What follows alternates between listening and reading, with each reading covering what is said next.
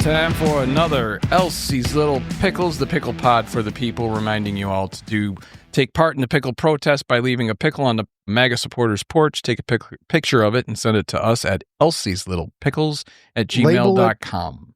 Pickle porch pegging. Pickle porch pegging, that's what we're calling it. I love that, pickle porch pegging. We got a full pickle barrel. We got Kiefer and Colton here, so it's going to be a fun show. So a couple things. One, I'm fascinated with. Go ahead. You got something? I was just going to bring up, since we were talking pickles, my new favorite sandwich right now is a local deli has got homemade chicken salad. Yeah. And so I'll get chicken salad with spinach, bread and butter pickles, and black olives. You had me all the way up until the black olives. My favorite.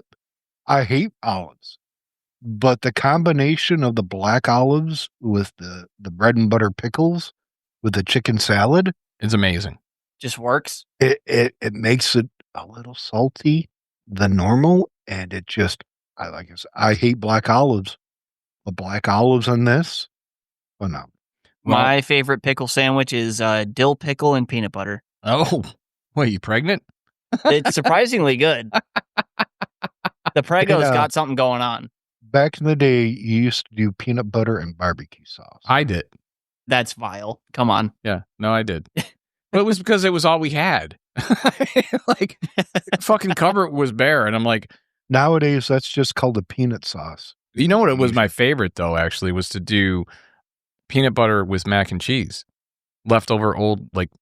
Oh, I know, it sounds horrible. You weirdo. That's just... The best, though, the absolute best, was the Miracle Whip and chip sandwich. That was the best. You know, we found out the hard way that peanut butter and salami is a really good sandwich, but it is the most effective laxative I've ever had in my life.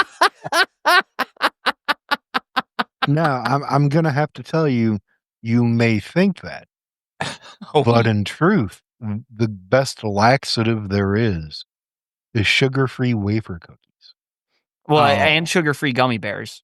Oh, yes. Yeah. Okay, I'm not willing to do any of that, even though I'm the one that did those weird sandwiches when I was a kid. It says on the packaging of the wafer cookies not to consume more than one serving. Really? I believe it also says that on the gummy bears, and very early in... It does now. It didn't originally. Yeah, very early in my life, I saw a video of a guy eating a 5-pound bag of sugar-free gummy bears because he had heard that it would do that, and it did that. Yeah, I ate half of a package of sugar-free wafer cookies. And then you Z-barred it your toilet bowl. My stomach was doing these weird noises. Oh, it was like summoning Satan out of my butthole. Oh, me. Yes. And so I ran to my bathroom, and I was there for about 4 hours. Oh, my God. I'm pretty sure I saw my shoes come out. All right, so moving along from your bowel movement. It's very concerning when you don't know why. Oh, yeah. You want a fucked up story like that? I had a bladder infection, right? And this is back, I was probably about 20, 21. And I got a bladder infection. And so I go to the doctor, and he's like, well, here, just, get this prescription filled. And he had said, as I was walking out, and I didn't fully hear him, but then I came to realize what he was saying. He said, don't be surprised if when you pee, it's a little shocking, right? So next day... Could use a little more description. Yes, shocking exactly. As in, it's a funny color. Shocking that I'll want to rip my own dick off. Yeah, exactly. It's so painful.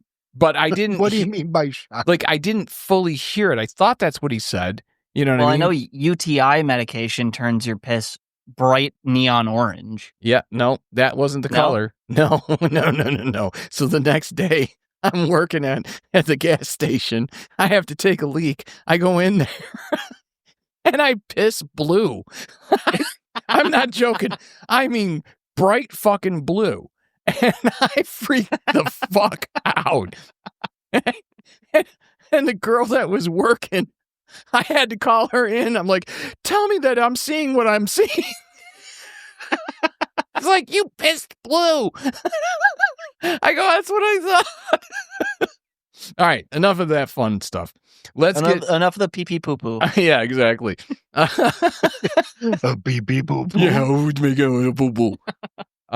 So the story that has just, I don't know, for some reason fascinated me is Trump talking about the tariffs and how they're affecting people, and he came out and said that maybe instead of 30 dolls, you could have 2. You could have 2, and maybe they're going to be a little bit more expensive. They call me Two Doll Donnie. That was the nickname that I was going to give. Donnie Two Dolls. Donnie Two Dolls was actually, it was created by Lawrence O'Donnell, and I read that news story and I laughed my ass off. Donnie Two Dolls. That's his fucking mob name. Donnie Two Dolls. That's his mob boss name. I love for the that. Audience. And he refused to tell us ahead of time what this nickname was. That was organic. Yeah. And that was fucking way organic. I didn't expect any of you to get that. Saying that is part of my first story. It goes a little bit further, where for the first time since 2022, our government has admitted that the economy has shrunk. Oh, yeah. So that was the other part of it that was beautiful, because basically what Trump was saying is, if you take out the tariffs, and if you take out how I fucked up the economy, look how good it is. If you take out the negative numbers. If you revert back to Biden's economy. No, but what he said is... To which my response to all of that is, you know what, guys? If you take out every other podcast, we have the #1 listened to podcast. Yeah.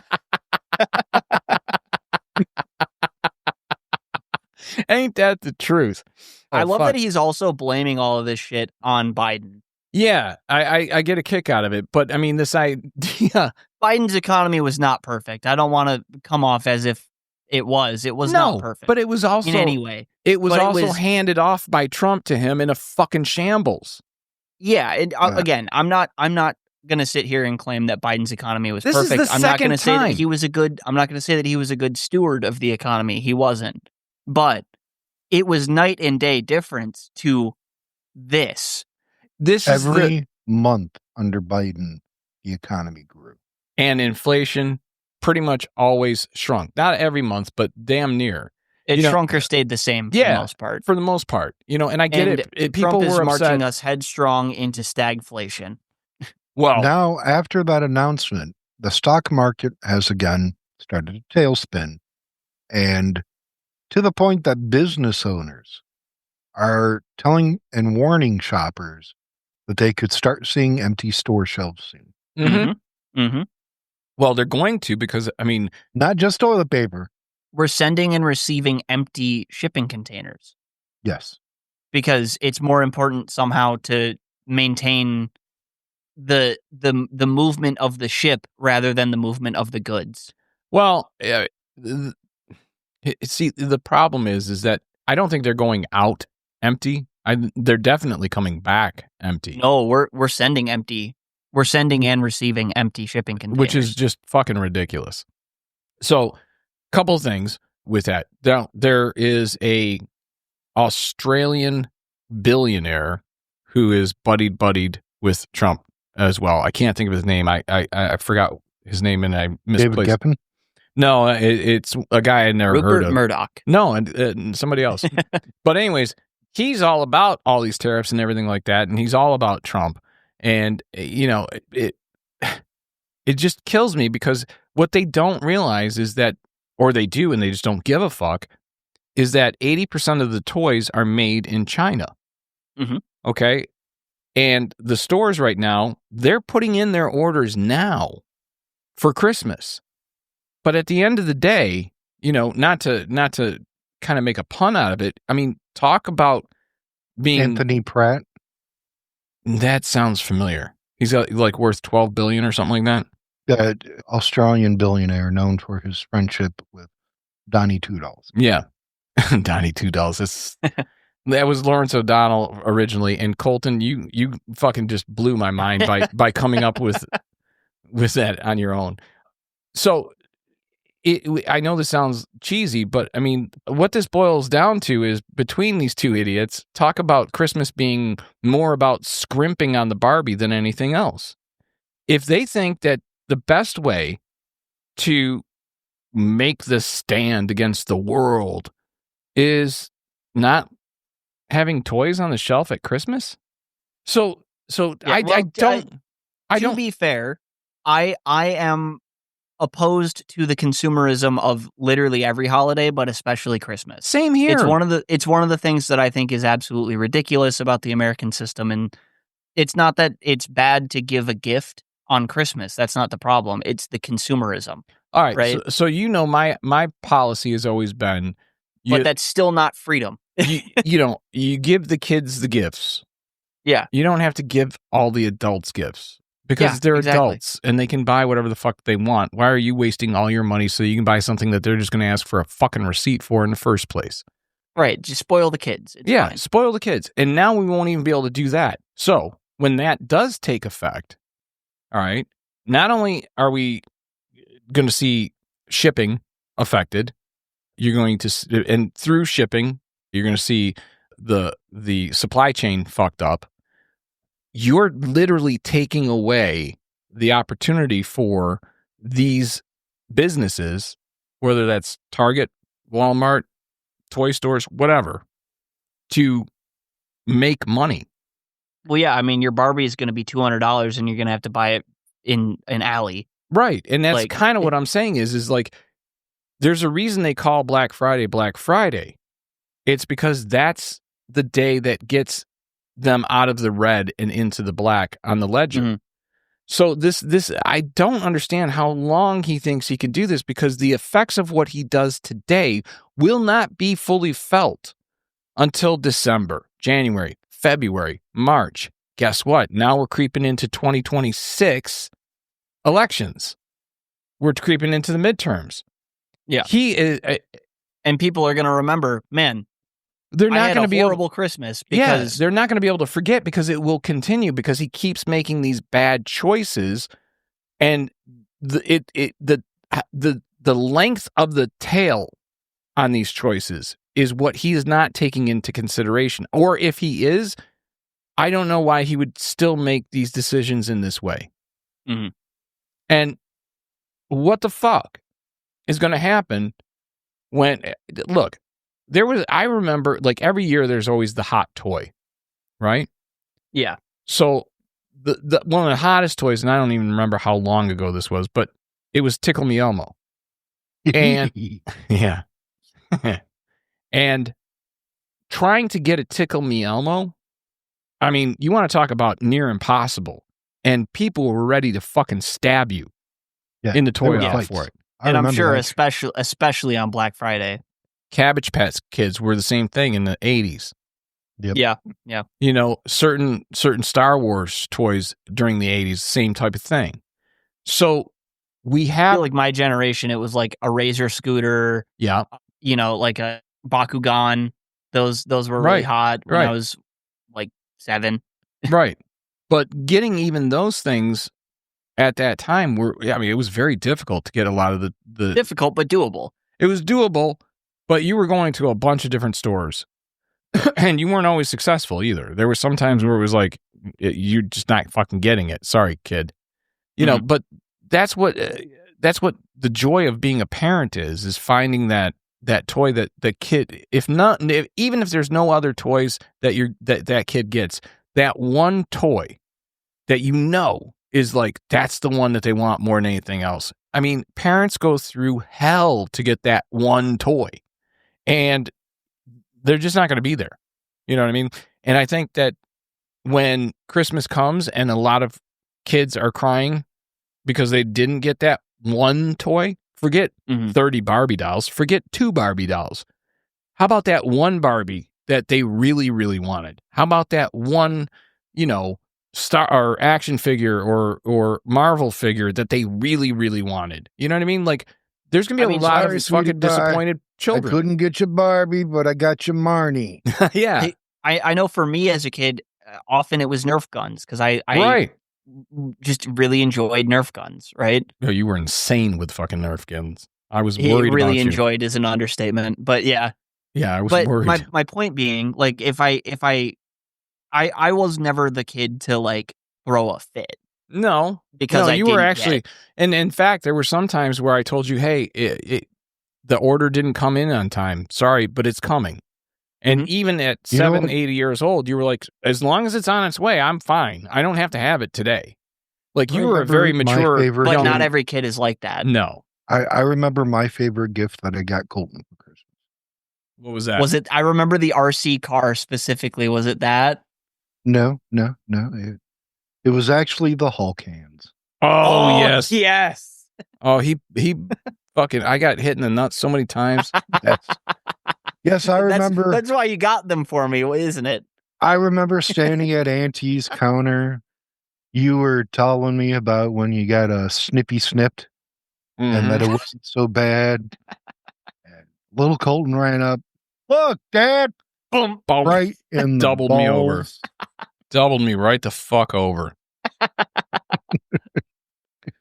I was like, oh, that couldn't have worked out better. Yeah, I know. You were very proud of yourself. Not only timing, but just the fact, like, I know you did that on purpose. Well, I'm a giver. You saw where I'm it a was going. giver. You saw where it was going. So It was either that or a set of drums. So there's one other story that came up, and this is very much disconnected from all this. It has to do with the new Harry Potter series. Now, I couldn't re-find the article, unfortunately, but essentially from what I got from the brief time that I was able to read it is that all of these actors, I mean, we all know that J.K. Rowling is anti-trans. She just doesn't buy into it. And that's her right, okay? That is absolutely her right. It doesn't take away Which from... doesn't make sense since she created Polyjuice Potion. Just saying. Yeah. Also, Just saying. I just have to point out her. First of all, I understand where you're coming from. It's her right to believe that. I'm not saying I agree with that. I'm just saying it's her right to believe it. I'm just pointing out that it's absurd that she does believe that, because if we take her word, which, I mean, questionable, but, you know, I'll half glass full, you know, Right. Let's assume she's being honest. Her defense for being so anti-trans was, well, I struggled with gender dysphoria when I was young, and I didn't have the ability to make a change for myself or act on it. It's like, first of all, you did. You could have. I'm not saying it would have been comfortable. I'm not saying that back then was easier than it is today. None of that. But what I'm saying is she could have. Well, to me, that actually, I didn't know that. And that actually explains it to me way better, because it's much like an ex-alcoholic or drug addict who is really, really on board with the program, or an ex-smoker. Those are the worst, ex-smokers. I used to smoke. I smoked for 30 years, and you should quit fucking smoking. You know what? Shut the fuck up. Yeah, shut the fuck up. I'm not interested. And I do believe, so it does make sense from that point of view that she felt denied, and that triggered something in her noggin. It doesn't make sense to me based on the fact that she fully embraced the idea of Dumbledore being gay. So, well, she's what's online called a TERF, which is essentially a turd? No, trans TERF. exclusionary radical feminist. So she's progressive on a lot of other things, but she's so virulently anti-trans that she's embraced by the right wing. Now, but here's my problem with the whole thing. It made sense that, you know, the three main characters from the movies, you know, Rupert, you know, Daniel, and Emma, they came out and said, you know, when that all was going on, we disagree with this, you know, and they do. Yeah. And they do I mean, that's their view. And again, they are entitled to it. Mm-hmm. But this new Harry Potter series comes out. And if I'm remembering the article correctly, basically what it said was like over 100 of cast and crew members had signed on to this letter basically saying they support trans rights. Okay. Yep. I don't like that. And I'll tell you why I don't like it. Because that's groupthink, right? So I will put money on it that out of those 100 plus people, One or two of them felt pressured into doing that.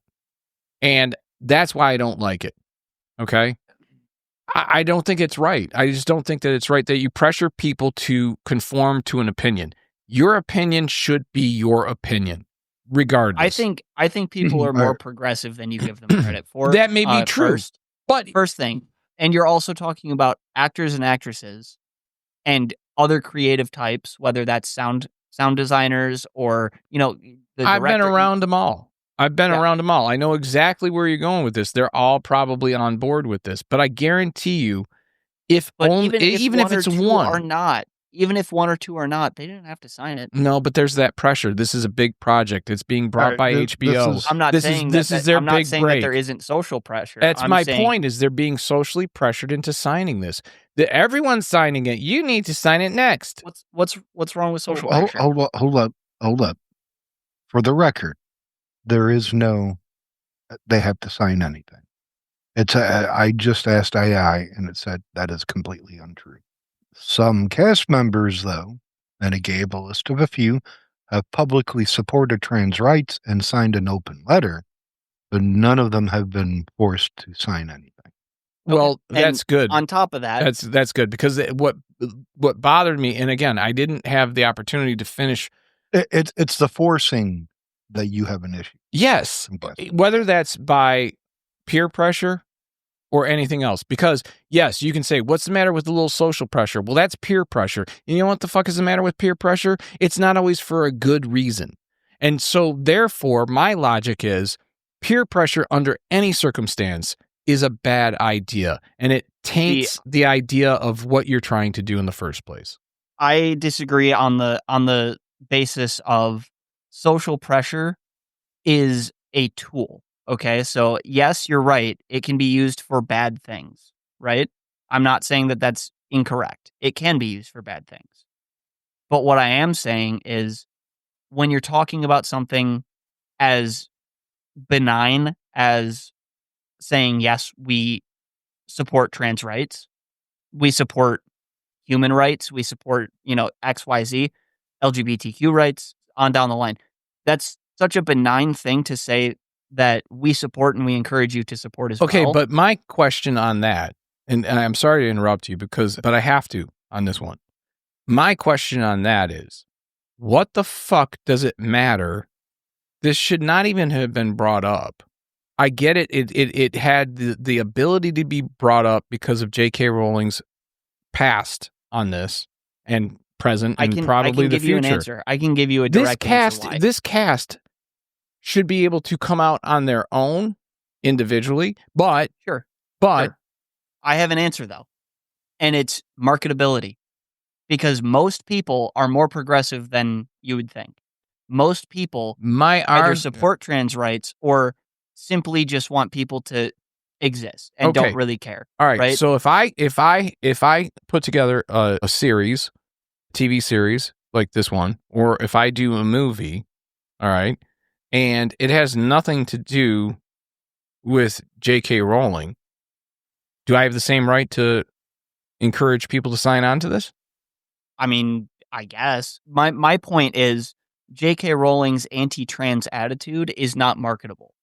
It's capitalism. No, it's capitalism. I get that though, but you can literally say, look, this is not, this has nothing to do with J.K. Rowling's view on trans. We're redoing the Harry Potter series. Okay? But that inherently has something to do with J.K. Rowling. Okay. She wrote the stories. So when you go to Universal Studios, before you hop on the fucking train in Harry Potter land, you're paying her royalties. Okay, yes. But do I have the conductor going, by the way, welcome aboard the Hogwarts Express, just so everyone knows I am very supportive of trans rights? No, but if I'm not mistaken, Universal has, and Disney for that matter, are very vocal about their support of trans rights, because that means more people are willing to. And that's what got them into an argument that they didn't have to be in with fucking DeSantis. And that's why they went through all the lawsuits. That's why they lost their fucking, the way that they were handling business before, where they were in charge of everything. You know what I mean? So I just find it My point is just it's rainbow capitalism. It's marketing. That's it. I agree with you. It can be perceived as silly. It's ridiculous. And it can Okay. be And mind it you, can be I'm perceived I'm as very social pressure. I'm very supportive of trans people. Okay. I shouldn't have to say that. I shouldn't have to blast that out into the world. But here's the deal. Those who are against it, ignore them. It's kind of hard when the government is run by them and wants to actively suppress them. That's a political argument, though. That's a different arena, is my argument. Entertainment is always political. Let me change the perspective of this a little bit for you. What would happen, Steve, if you had finished your show and no one clapped? Because they didn't feel the need to support you. That would be fine. The same idea. Yeah, but that's fine. That's fine. If they don't, if they enjoy it, they clap. You feel a little let down that nobody supported you? But that's on me. Okay? Is it though? Yeah, it is. Because if I don't get the applause, if I don't get the laughter, let's say I get the laughter, I just don't get the applause at the end of the show. Well, maybe there was something that I did, said, or something that happened in the environment that caused that circumstance to happen, which I would try to figure out, find out, or in the next show change.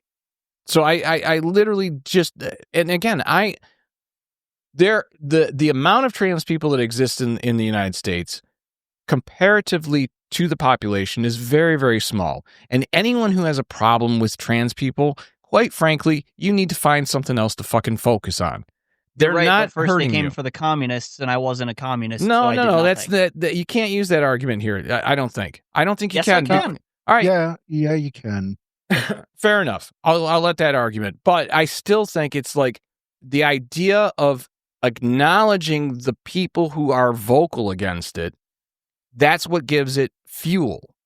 If you ignore, correct. And that's why I said I think it's different than that argument. Because if you ignore the few people that are so vocal about it, if you just fucking ignore those people, you ignore the J.K. Rowling posts when they do that shit. I think that that's more effective because then their voice isn't carrying. But when you have it blow up because everyone wants to make a story out of it and a drama out of it, then the very thing that person is trying to accomplish by being anti-trans is getting fuel for the fire and is getting brought up and into the algorithm higher and higher.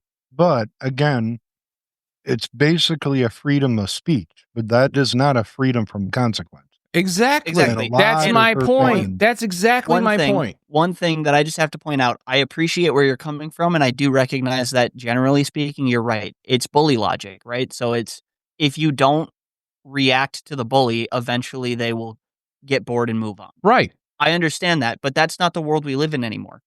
Twitter changed that forever. Facebook changed that forever. Yeah. Which is why I fucking hate social media. Mass media changed that forever.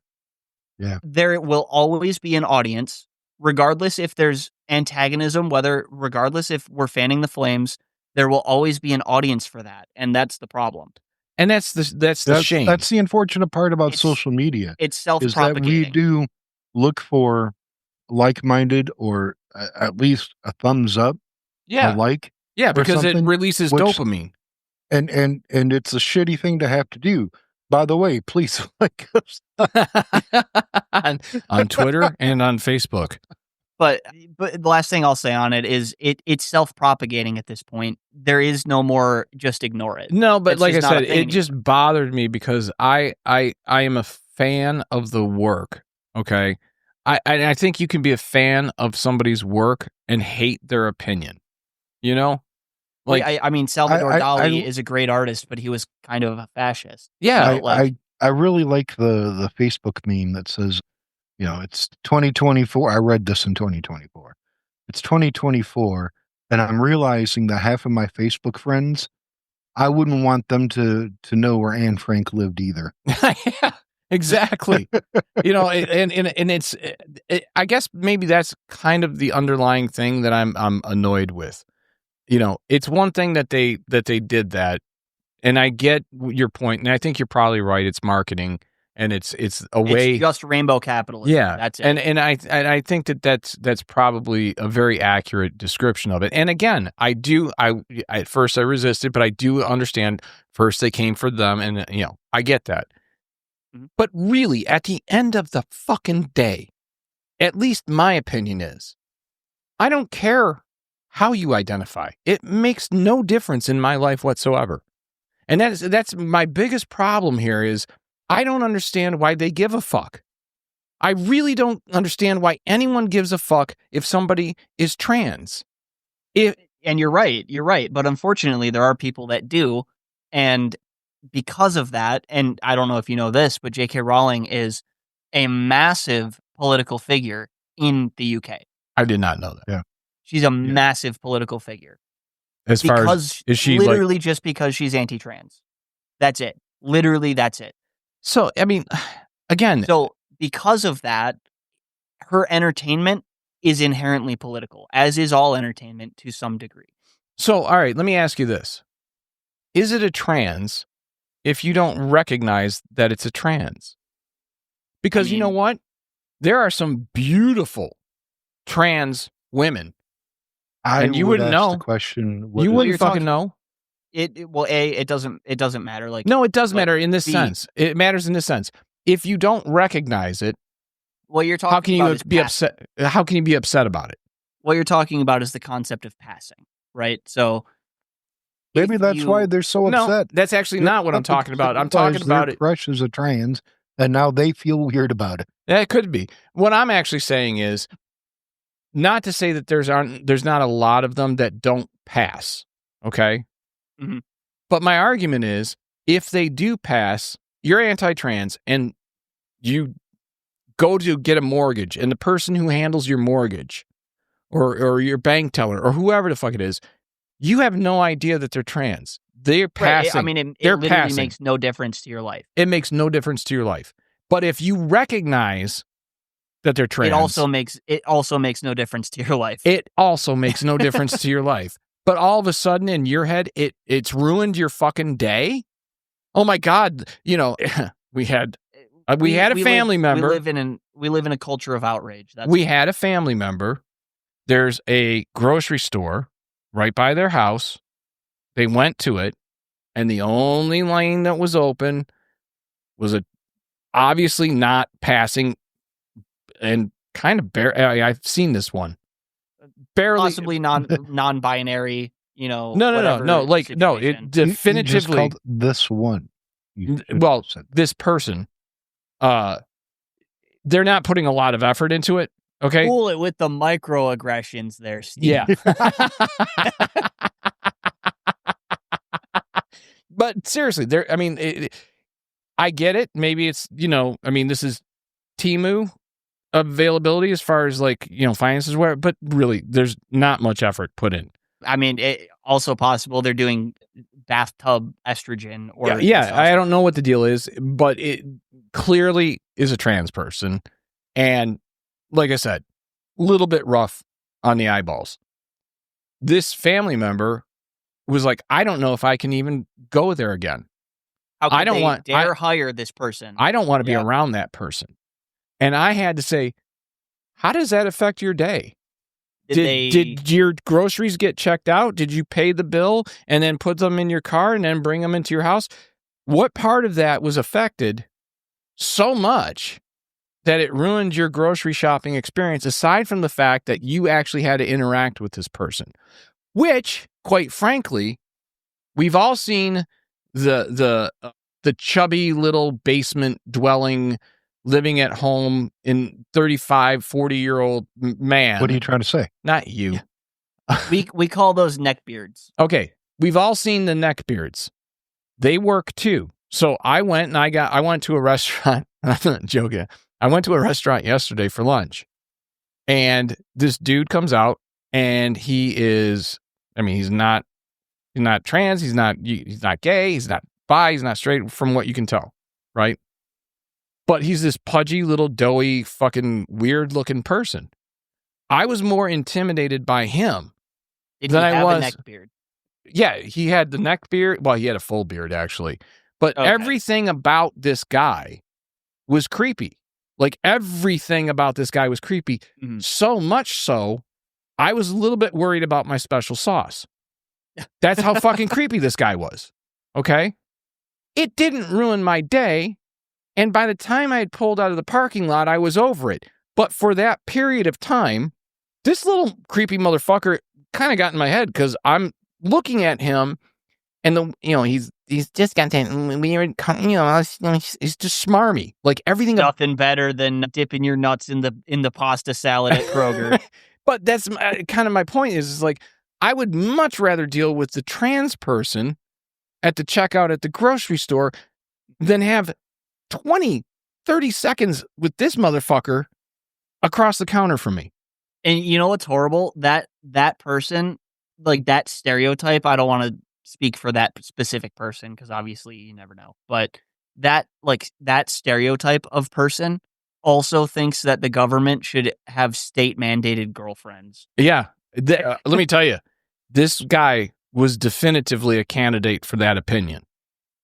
Okay, enough of the fun stuff. Let's get to Kiefer with the news.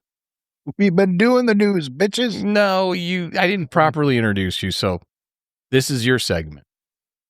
Like the cold open.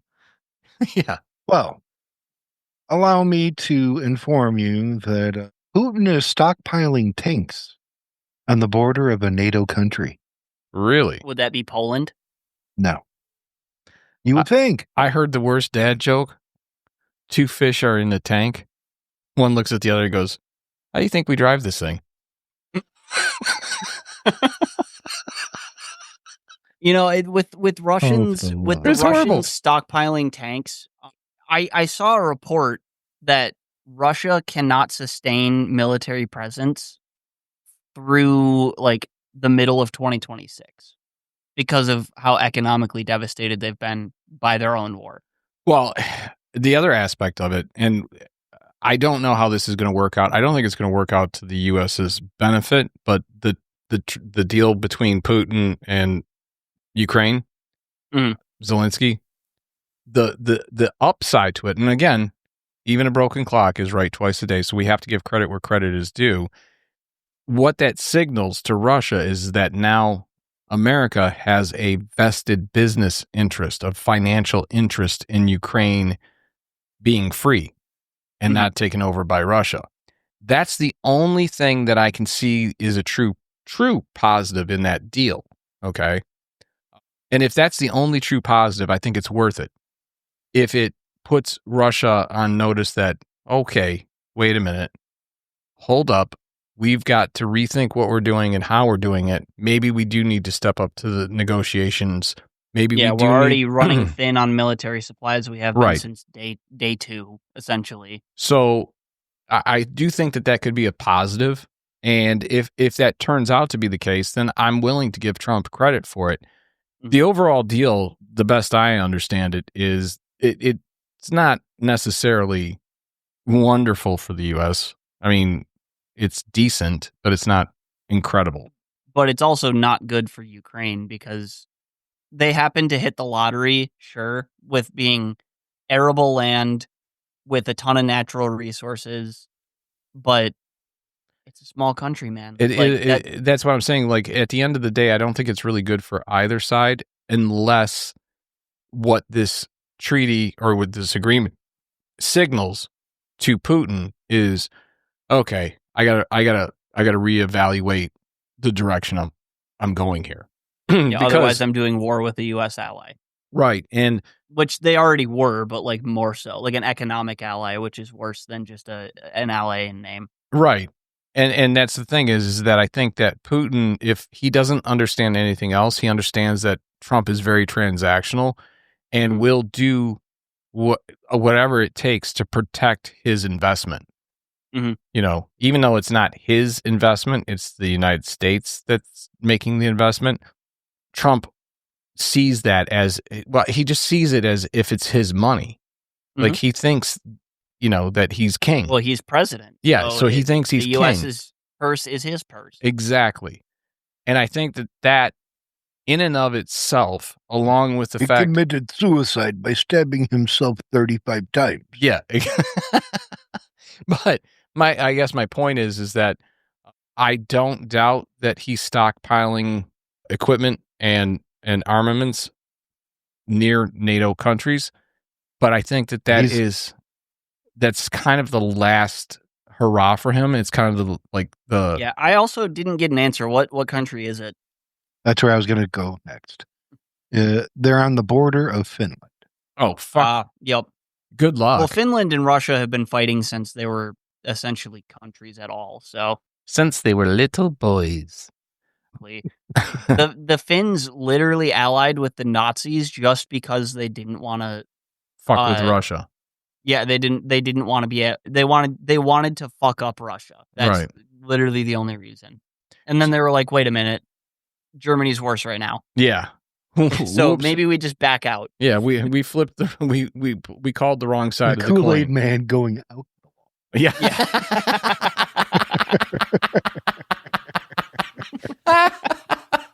If you're ever interested in just the craziest military figure in history, I forget his name exactly.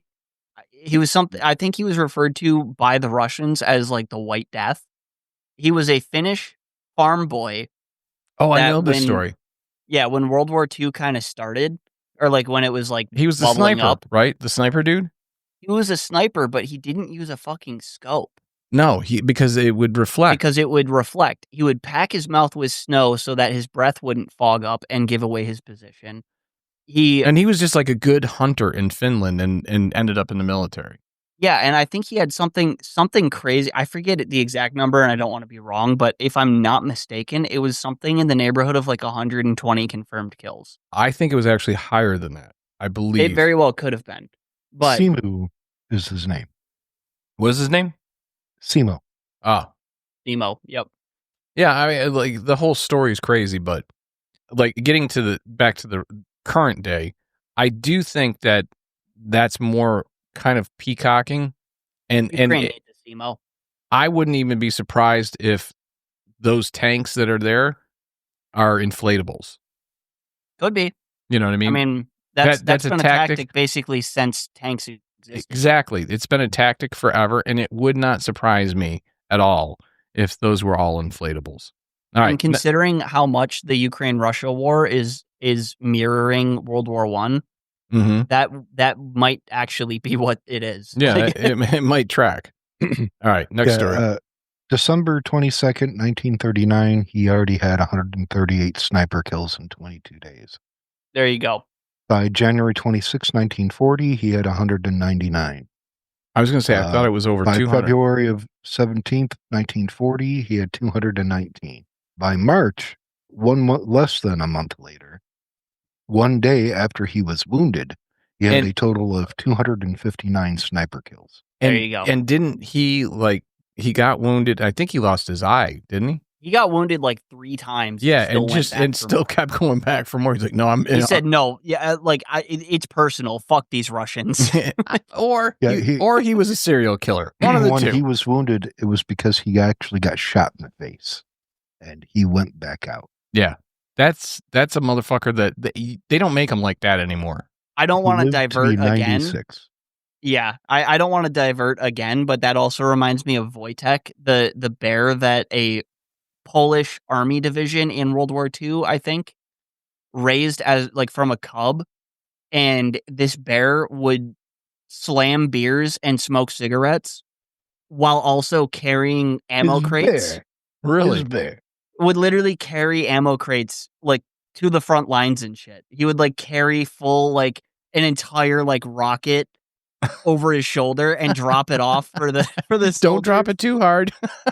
Yeah, he would drop it off for the soldiers, and this bear actually got an official rank. They gave this bear honors. Honey badger don't care. Honey badger don't give a shit. Yeah, it's like shingles. Shingles don't care. All right. You ever see the video of the honey bear and the cobra going at it? And the cobra is just striking the honey bear. And the honey badger just is it honey bear or honey badger? Honey badger. Sorry. Yeah, it's just getting sleepy but still fighting. Yeah, he's still fighting. I don't give a shit. You can't hurt me. They're fucking crazy. Well, they're the cousin of the Wolverine. Yeah. And I honestly think might be a little bit more dangerous than the Wolverine. I don't know if that's true or not, but if you've ever watched, like you just said, the honey badger going up against a venomous snake or whatever, it's insane. Yeah, the snake's venom has no effect on it. At all. No. I thought it made them like sleepy, but that was it. Gave him gas. I walked in your general direction. I got a story for you. Your mother I got smelled of They give great elderberries. cuddles. I have a news story for you. So John Fetterman is officially losing his fucking marbles at this point. Okay. I saw the headline. I didn't read the story.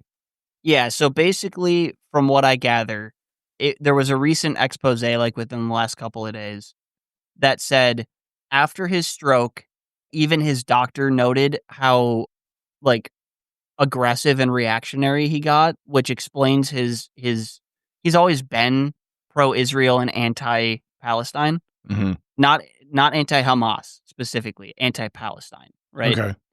He's always been pro-Israel in that regard, but it got amped up to 11 after his stroke.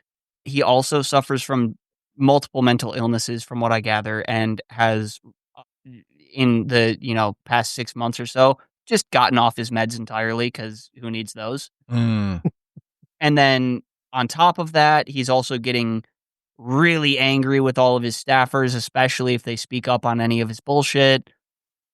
He has even gotten into arguments with his wife. His wife is like possibly going to divorce him because like there was a call that one of the staffers mentioned in this expose saying like, I distinctly heard her screaming, "What happened to the man that I married?" And he said, "Okay, then I guess I'm not talking to you today."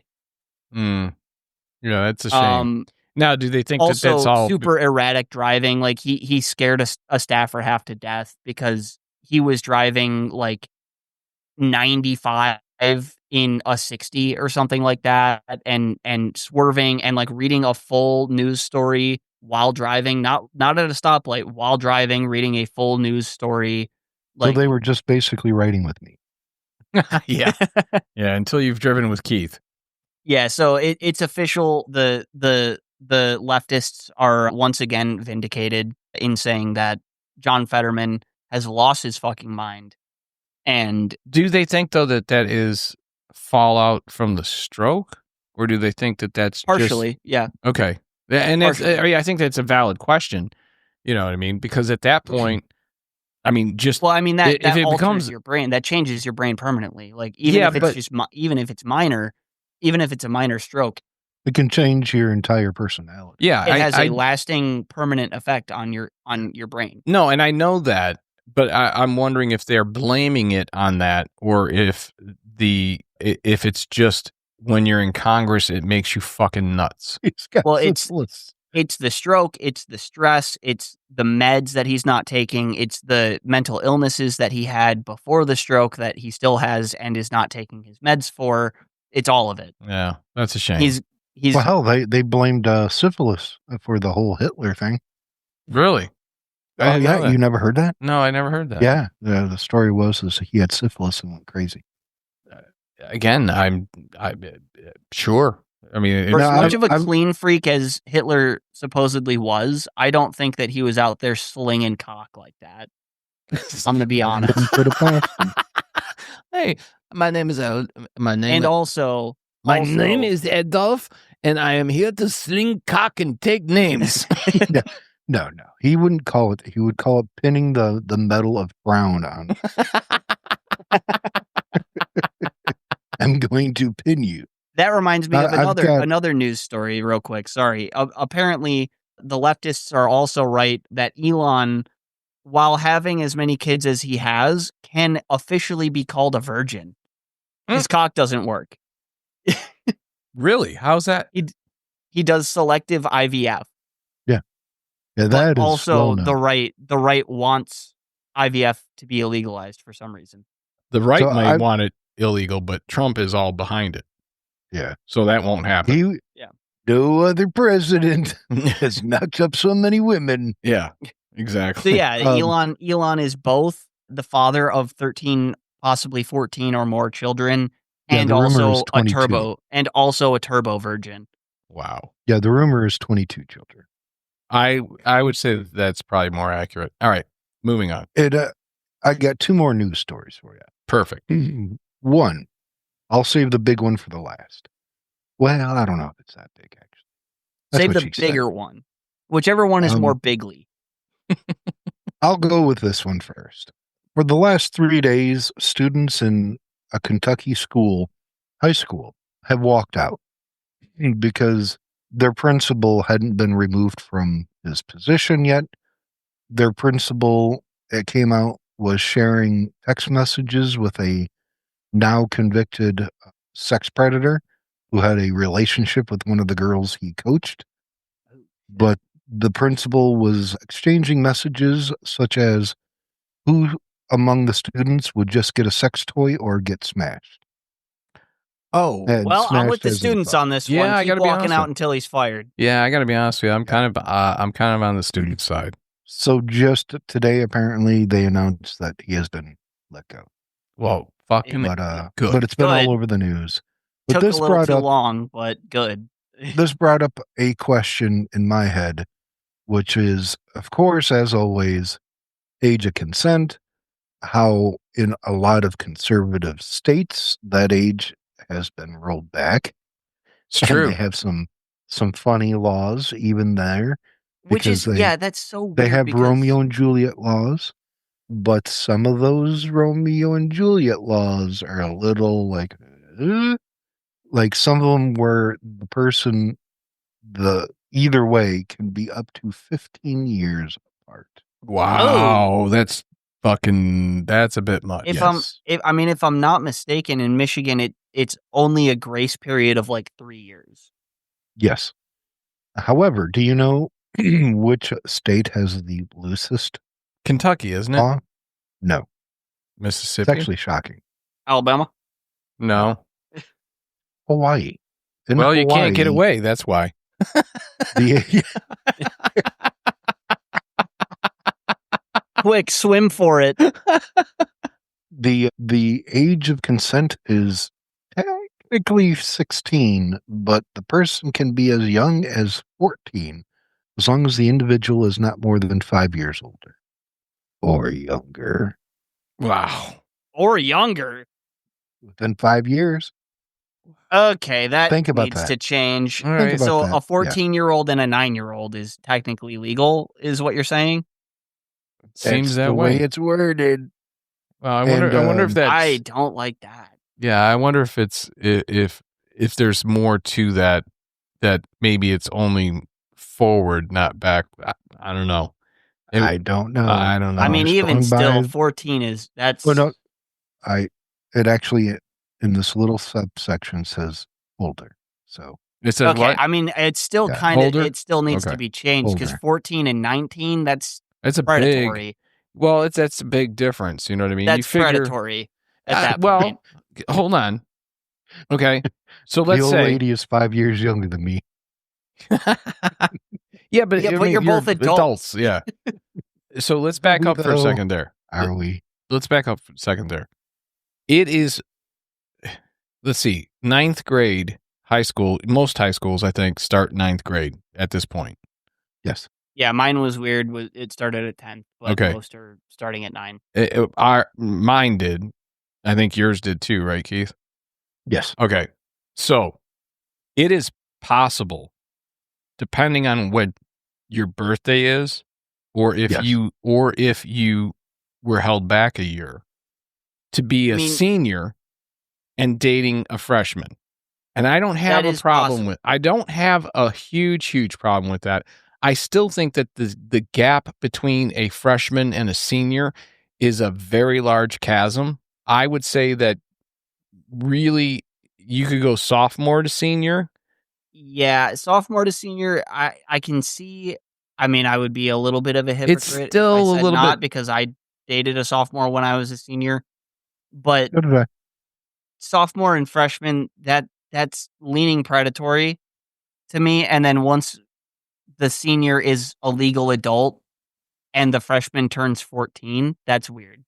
I'm sorry. like I said, I can't. That's so weird in Hawaii. I can see where, like, you know, a circumstance where maybe you transferred in to a school and, you know, you ended up being held back a year because of that, or maybe, you know, any number of circumstances that maybe you ended up, you know, let's say, for example, you had a health issue or something like that, and because of all the time you missed, you had to make up a year of high school. You know what I mean? Mm-hmm.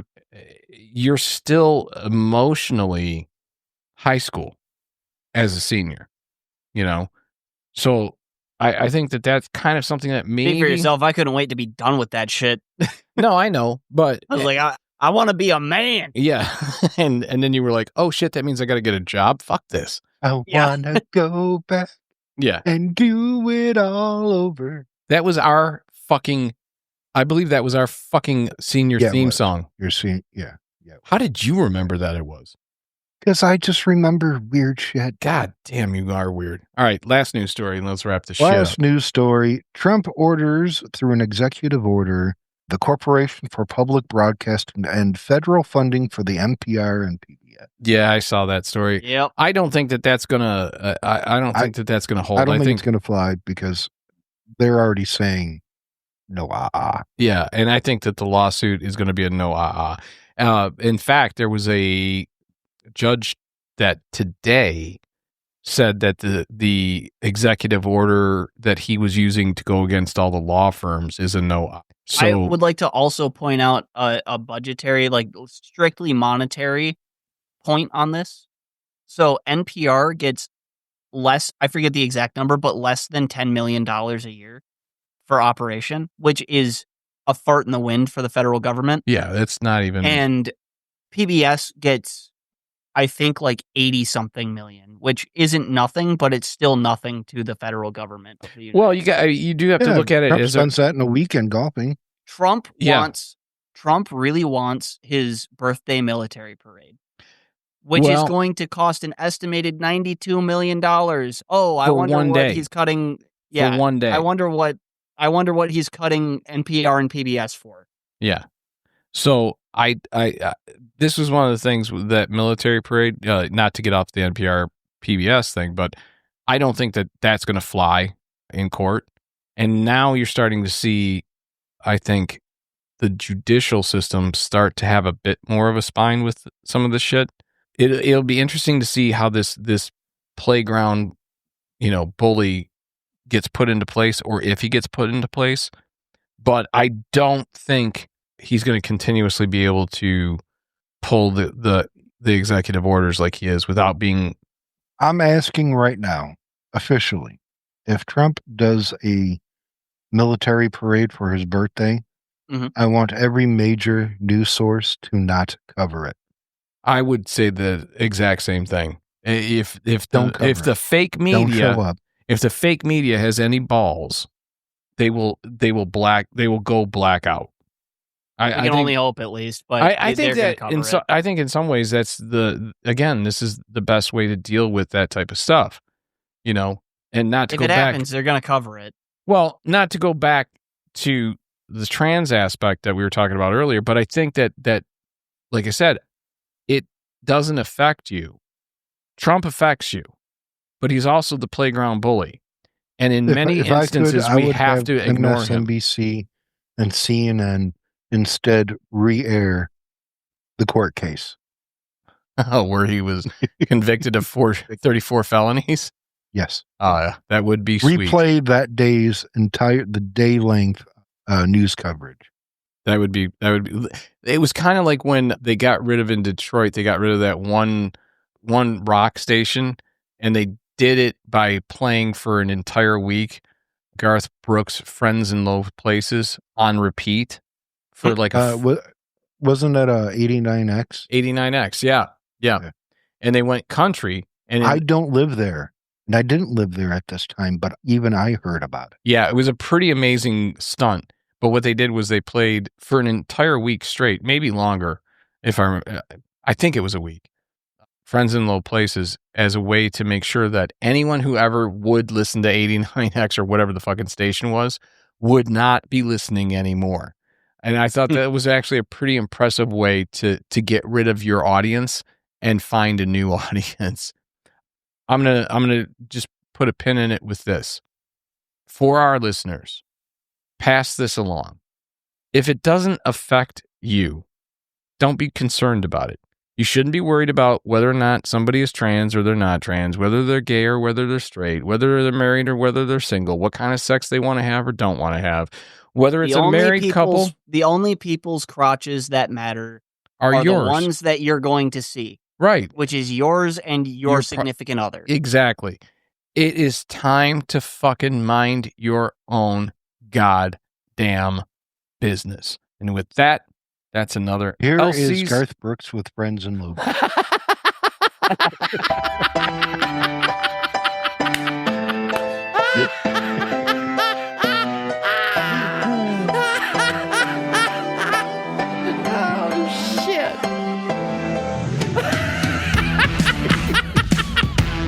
You're an asshole. You're an asshole.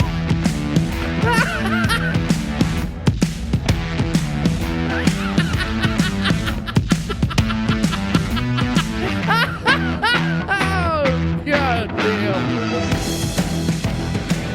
Oh, shit.